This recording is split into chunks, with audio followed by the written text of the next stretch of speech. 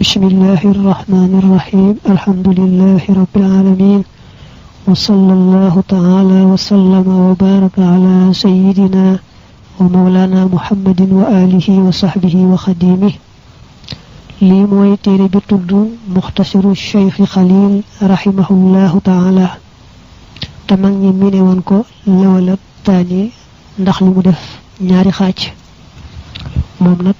téré bu yaatu la ci yoonu Malik nga xamné ni mom la serigne bu mag bi mom la serigne Touba denk mbolim talibé ñu tonku ci bu leen wax sax ni leen su ngeen ma gisé may def lo xamné gisu leen ko ci téré Malik yu wër yi manam téré wa Malik yu wër yi kon da ngeen xamné sama jall la bu leen ma ca roy yeen da ngeen japp rek ci lu wër ci téré yoyé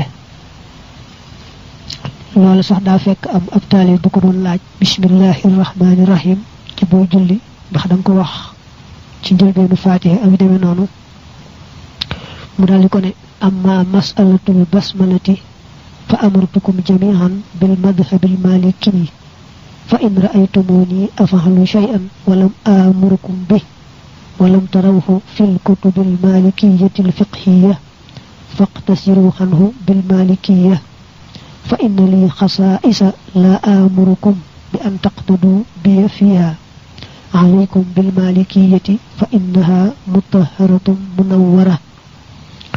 kon li lolu bayiko ci serigne bi ak talibé bu man doon kon day fexé rek ba bu amé lu muy laaj mu sakku ci koko rek mu waxal ko lu wër ci yoonu Malik ndem am na lu wër ci yoonu Malik ci masala moma ko defé mu sukkandiku ci lola dagam téré bi nak bañu ko talifé dafa yagg té aduna mom day dox xeyna sax fiqh bi aju ci walu jaamu yalla gi mom moy gëna neew ay ciopiku waye fiqh bi aju ci walu jëfëlante ci ko suuf mom day bari ay soppiku lool waye lu ci dara mom bu fekké ni mom talibé bi mbokum talibé mu muy laaj do lona xam xamam ak tënkum ci digalul serigne bi rek